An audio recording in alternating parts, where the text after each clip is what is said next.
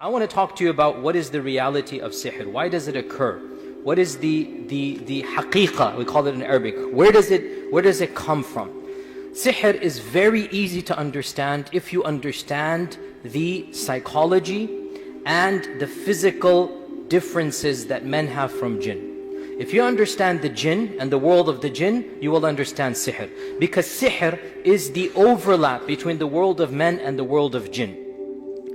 Very briefly, jinn, as we know, are created from, the Arabic calls it a fire that doesn't have a smoke, a smokeless fire. Okay? And if you want to be technical, we can call it a type of energy. So the jinn has potential to go at the speed of light, essentially. The jinn has the potential to go through physical barriers because the jinn is not material. The jinn is not flesh and blood. The jinn is not matter. The jinn is energy. So the jinn can go through material at the speed of light.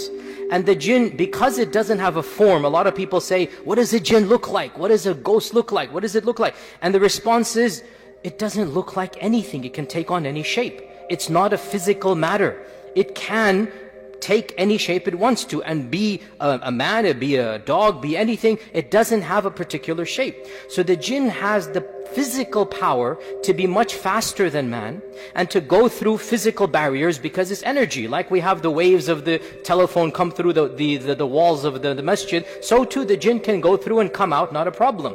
Additionally, the jinn, very interestingly enough, and we learned this from the story of Sulaiman, it has a very, very amazing power. I say Einstein's theory is proven in the story of Sulaiman.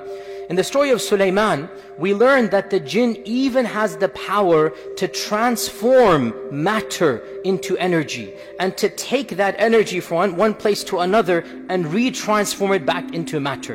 In other words, E equals MC squared can be proven in its own way. In other words, what can the jinn do? According to the story of Sulaiman, the jinn went from Jerusalem and to Yemen and took promised to do this and said, I can bring the throne back to you before you stand up, right? So the jinn said, I can go all the way to Yemen and within a millisecond, before you stand up is a millisecond, within a millisecond, I will bring that throne. The throne would have been bigger than this podium behind us, bigger than this stage. It's a throne that was magnificent. Allah says in the Quran, وَلَهَا عَرْشٌ عَظِيمٌ. The jinn said, I'll bring it back for you by the time you stand up and you'll have it in front of you. And the throne would have come, I mean, you're not going to see the chair flying in the sky. The jinn would have taken the throne and somehow, in a way that Allah knows best, take it in its hidden energy form and then bring it all the way to Jerusalem and then retransform it back into the throne. The jinn had the capacity to do that. The fact that Allah mentions, the fact that this was impressive, the fact that all of the jinn, only one stood up, it kind of sort of shows this is the pinnacle of what a jinn can do. This isn't your average run-of-the-mill jinn. This isn't the jinn living in Dallas or Houston or California. This is one of the most strongest jinns of the entire world, if not the strongest, telling Sulaiman, I can do that. But the concept is there. The jinn can go super fast speed, and the jinn can go through objects. And therefore, when a jinn is able to tell you something that's happening in another part of the world, what's so surprising? Imagine if you had a cell phone and you're speaking to somebody on the other side of the world and the guy tells you what's happening as he describes it. Would you be surprised? No. Similarly, if the jinn is able to just go and tell you there's a hidden treasure over there, why is that surprising? The jinn lives for 1,000 years, maybe on average, or longer than that. Jinns live much longer than men. And so, if some man buries a treasure in the middle of the desert, some jinn knows about it, and they'll tell the word, oh, there's a treasure over there. And when it's handy, a jinn is going to say, oh, there's treasure buried over there. He's going to say it to his, magician or whatnot, and eventually they will find it. So the jinns have capabilities we do not have. They are faster than men. They are more powerful than men. The average jinn is more powerful than the average man. Again, that doesn't mean they're super powerful. That doesn't mean they're infinitely powerful. Only Allah Azza wa Jal is infinitely powerful. But the average jinn is physically stronger than the average man. I myself have seen a little lady, petite lady, 5 foot tall, literally. It's just a young teenager possessed by jinn. We were doing ruqya on her and 10 men were holding her down. At least 7, when I say 10, 7 men were holding her down, and she's struggling to throw all of them off. And my friend was there in the audience as well, and he grabbed her. He had to, because she was harming people. He grabbed her. What do you call this lock? What do you call that when you grab from behind? Huh? The body lock, right? Like that one. He grabbed her from behind because she was punching men and everything. And this is a little lady. She took her head and she whammed right back on his nose. And the guy is like, what's going on here? So this is, I saw with my own eyes, 5 foot. And she became more powerful than 7 men. But in the end, 7, 8 men eventually did bring her down. She wasn't stronger than all of them. Physically, stronger than the average man, but still manageable. You can bring them down. It's not as if they're all powerful and whatnot. Only Allah is all powerful. So these are there physically. They can do things we don't understand. But it's just like a horse can gallop faster than us. Like an elephant is stronger than us. The only thing that freaks us out is that the jinn is invisible to our eyes. Allah says in the Quran, إِنَّهُ يَرَاكُمْ هُوَ وَقَبِيلُهُ مِنْ حَيْثُ لَا تَرَوْنَهُمْ. They see you from a paradigm you cannot see them from. They can choose when to show themselves to you. They can see you from their world. We cannot see them unless they choose to show us their world. So there's nothing to be scared about. Allah gave them certain powers He didn't give us. Like He gave animals other powers He didn't give us. But Allah blessed us over the jinn. How do we know this? وَإِذْ قُلْنَا لِلْمَلَائِكَةِ اسْجُدُوا لِآدَمَ فَسَجَدُوا إِلَّا إِبْلِيسَ.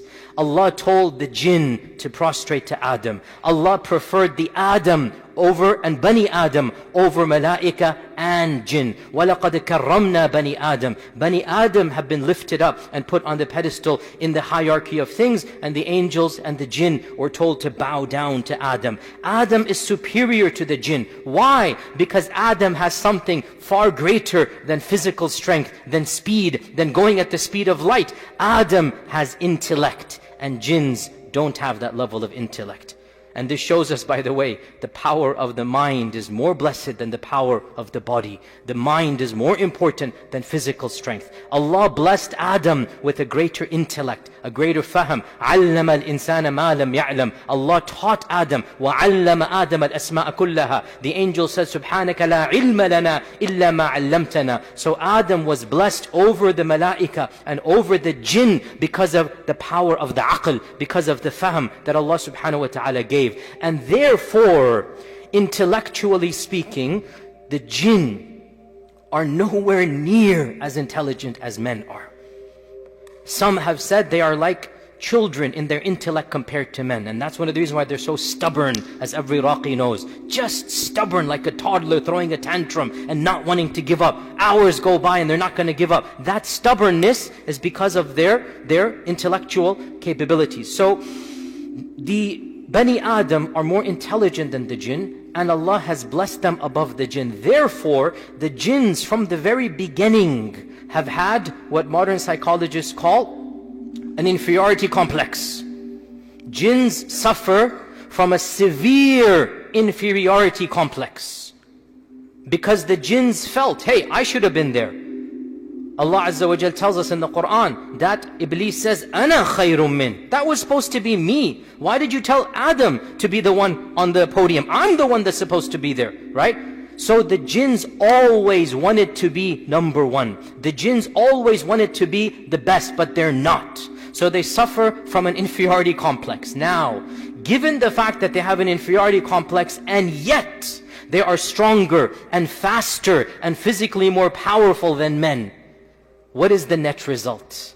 The net result is there is a world, and that world was a fitna that Allah taught to early man. The story of Babylon, right? وَاتَّبَعُوا مَا تَتْلُو الشَّيَاطِينُ عَلَى مُلْكِ سُلَيْمَانَ وَمَا كَفَرَ سُلَيْمَانُ وَلَكِنَّ الشَّيَاطِينَ كَفَرُوا يُعَلِّمُونَ النَّاسَ السِّحْرَ وَمَا أُنزِلَ عَلَى الْمَلَكَيْنِ بِبَابِلَ هَارُوتَ وَمَارُوتَ وَمَا يُعَلِّمَانِ مِنْ أَحَدٍ حَتَّى يَقُولَ إِنَّمَا نَحْنُ فِتْنَةٌ فَلَا تَكْفُرْ.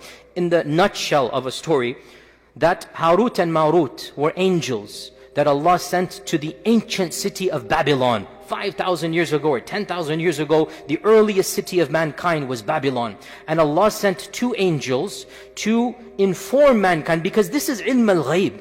Mankind would never have known at all that we can communicate with the jinn. So Allah sent Harut and Marut. And Harut and Marut were angels. And they taught mankind that we are a test from Allah. Do not come close to us.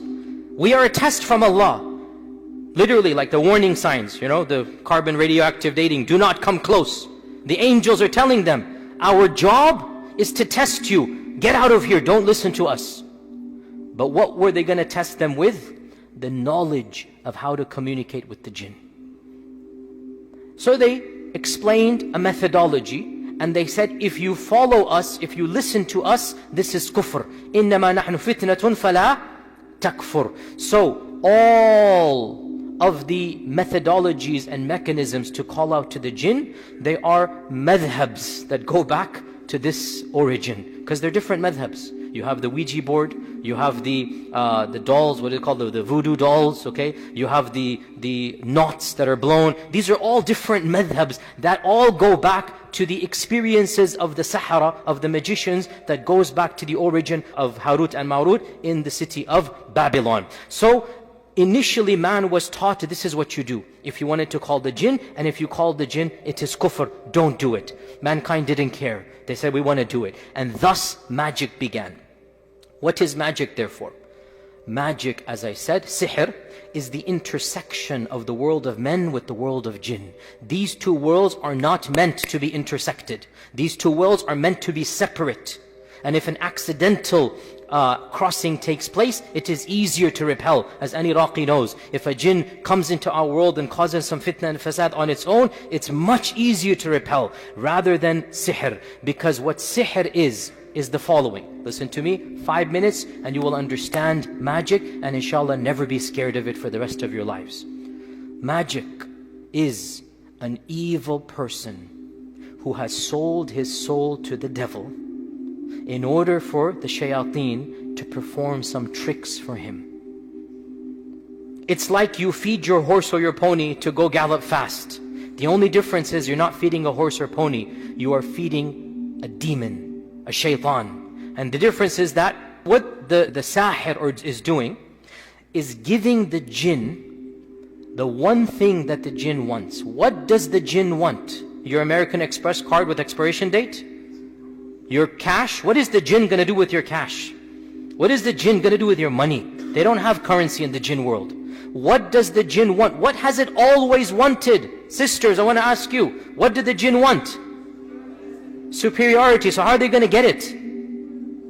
What do you have to do? Lower yourself in front of the demon. You have to become the slave of the jinn. The biggest myth I want to destroy is the false idea that the sahir controls the jinn. Nothing could be further from the truth. It is the jinn that controls the sahir. The magician is a filthy, evil, disgusting creature of a human, excuse of a human, that has sold itself and its dignity and its izzah and its iman and its taqwa in order to do sacrilegious deeds for the demon. And that's why these things of get a toad of a, eye of a newt and go to the graveyard at 3 a.m. and get the blood of a donkey. Why? Because the jinn wants to see that sahir humiliate himself. Go to the graveyard at 3 a.m. Do tawaf around the grave. Who's going to do that? Only somebody who has sold himself to the devil. So the shaitan feels a sense of ego. Look what I can make this guy do. Right? Run him around with the tip of my finger. Do whatever I tell him to do. So the sahir becomes the worshipper of the jinn, not the other way around. How can a human being control the jinn? How can anybody believe this? By what will a human control the jinn? Whips? Chains? What? How will a human control a jinn? There is nothing that the human has that the jinn can be controlled by. That's what Allah gave to Sulaiman. No other person has that power. The jinn controls the human emotionally. It tells the human, do this, do this, do this. The human does it. In return, what does the jinn do? Some tricks and trades to make the magician happy. You want me to go and harm somebody? I'll go harm somebody. Now you got to go and worship me in this manner. You want me to go plant some bad stuff in a person's house or possess a body or break up a marriage? Okay, I'll go do that, and now you continue to worship me. The jinn does something utterly trivial for its world. In its world, it just does something that it is physically capable of doing. Allah gave the jinn certain natural powers to be invisible, to be super fast, to do things hidden manner. For example, the most common type of magic is يُفَرِّقُونَ بِهِ بَالْمَرْءِ وَزَوْجِهِ, where a husband and wife are not able to have a happy marriage. And if conjugal relations are attempted, perhaps something supernatural, perhaps the husband feels a physical pressure, perhaps something happens. These are things that are manifestations of the jinn. It's not that difficult for the jinn to push a man back. How is that difficult? Why are we scared of the jinn? The jinn is simply like a bug, an insect. You understand, it has certain irritable qualities, but you understand it. It's not something you need to be like supernaturally terrified of. If you understand that the magician is the one selling himself to the jinn, and the jinn is returning the favor, and so why is the magician doing it? The magician wants your money.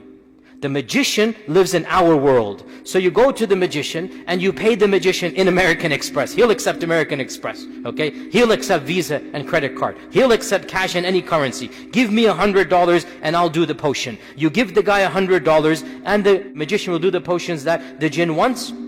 And then the jinn will then go and basically listen to the magician only because it wants more worship being done. Now, another thing we need to know is that jinns work in gangs. Jinns are the mafia. So the magician approaches the godfather, the Don. Okay? The jinn approaches the Don, the godfather. And the godfather sends its minions. Generally not the one that is approached isn't the one that will go and do the sending. It's the worker class of the jinn. They're the ones that are sent, right? Because the godfather jinn has an entire mafia under his disposal. Thousands and thousands of jinn. And you just send the jinn, so that jinn will then be persistent for years, decades, and live in your house, cause issues. And that jinn is getting whatever recognition, and I don't know their internal currency, but it's getting a benefit from the Don. Right? It's getting something from the big guy, and so it's doing what it does, and a lot of times it's also scared of the big guy.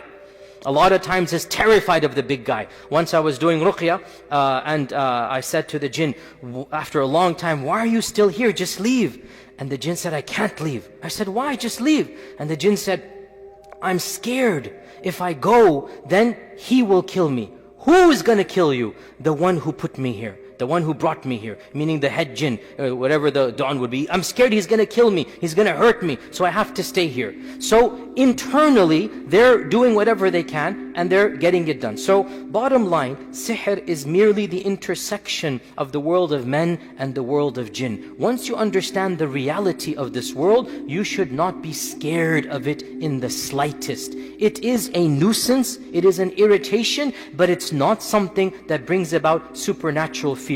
Also, realize this, that the jinn is absolutely terrified of Allah and the name of Allah and the dhikr of Allah and the speech of Allah. The jinn is terrified, and that is why if ever in your life you feel the presence of a jinn, you see something supernatural, it will be terrified if your bravery is manifested to it because of Allah subhanahu wa ta'ala. The fact that you have no fear, and I have experienced this, and I know all of the raqis in the audience know this firsthand. You stare at it straight, and you just say, as the Prophet ﷺ taught us to say, memorize this phrase, Bismillah, Ana Abdullah, Ukhruj Aduwallah. 3 phrases. Memorize them. Bismillah, in the name of Allah. I'm not powerful. I'm not going to do anything. I am connecting with Allah. Bismillah. I am the servant of Allah. I speak with Allah's name now. I'm not speaking in my name. I speak in the name of Allah. Get out, O enemy of Allah. You say this with firmness, and you will see. I hope Allah protects all of you. I hope you don't see. But if that ever happens, now, the opposite. And I understand it's a bit terrifying, but put yourself now in the psychology of the jinn. If you start wailing, screaming, cowering, what have you done, brothers and sisters? What have you done to the psychology of the jinn? Louder. Empowered it. empowered it. That's exactly what it wants to see. You groveling in the corner, terrified. That's what gives it the power. And that's why hadith in Abu Dawood, our Prophet ﷺ said, there was a man who was on his camel, and the camel for no reason reared backward and was about to throw the man off. And the camel said, La'natullahi ala shaitan. Allah's curse be on shaitan. The Prophet said, don't say that. When you say that, shaitan becomes so big, he's bigger than a house. Because you have mentioned him as the cause of your animal rearing upwards. Rather, listen to this, say Bismillah, and shaitan will shrink until he's smaller than an ant. This hadith shows us, when you connect with Allah subhanahu wa ta'ala, what you're doing is you are shrinking the power of the jinn. You're eliminating the power of the jinn. The only issue comes with this, we conclude, I know much more can be said, with sihr, it's not that easy to kick it out because there's a binding that takes place. There's a knot that has happened. There's some type of issue. So it requires long sessions with a professional or yourself. Feel free to do it with yourself as well, but just know what you're doing. Ask us, an expert or whatnot, and you can do ruqya on yourself. There is no easy way to battle sihr. Have you guys done the symptoms of sihr? Have you done the symptoms of sihr? Number one symptom of sihr is bizarre, scary dreams. Number two symptom of sihr is you feel somebody is there when nobody is there. You're conscious, there's an entity or a power. Number three symptom of sihr is inexplicable problems or disasters that cannot be explained. Okay? Anything that science can explain, medicine can explain is not sihr. You go to the doctor says, oh, you have this issue. That's not sihr. If the doctor can analyze it and the doctor tells you this is the problem, that's not sihr. Sihr is supernatural problem. Sihr, it doesn't make any sense. You wake up and there are bruises on your back. You wake up, there's marks here. You're having constant miscarriages and the doctor's like, everything is normal. I've done all the tests and there's constant miscarriages for no reason. And every doctor scratching their heads, you're totally normal. And the third week, fourth week, always there's a miscarriage around the same time frame. This is a symptom of sihr, that you don't know what's going on. Between husband and wife, everything seems fine. And then all of a sudden, when there's some romance, all of a sudden extreme anger or inexplicable feelings or pushing or whatnot. These are supernatural symptoms. When these exist, and only when you find them. Otherwise, if these symptoms don't exist, it's not sihr. I have to say this. Most of what we think is sihr is our imagination. It's not actual sihr. So, if you are not sure about a supernatural sign, then assume it is not sihr. There has to be something palpable. Bottom line with this we conclude, don't be scared of these entities. They are creatures of Allah like all other creatures. And if you turn to Allah, you are more powerful than these creatures. These creatures are terrified of iman, of taqwa, of dhikr, of the Qur'an. They can't stand it. And if you show fear, that fear empowers them. If your heart is trembling, cover it up and speak with a voice and say, Bismillah, I speak to you in the name of Allah. I am the servant of Allah. Get out of here, enemy of Allah. You say this with iman and thiqah, and you are going to be the one who is powerful. Allah says in the Qur'an, وَلَا يُفْلِحُ السَّاحِرُ حَيْثُ أَتَى. The magician will never be successful wherever he comes. The one who does dhikr and the Qur'an, the one who turns to Allah, will always be the one who wins over sihr in the short and in the long run. May Allah Azza wa Jal protect all of us and our families and loved ones. May Allah subhanahu wa ta'ala allow there to be barriers between us and the world of the shayateen. May Allah subhanahu wa ta'ala give us all righteous children and righteous grandchildren that are firm upon their iman and are protected from the world of the jinn and the shayateen. Wa jazakumullahu khairan. Wassalamu alaikum wa rahmatullahi wa barakatuh.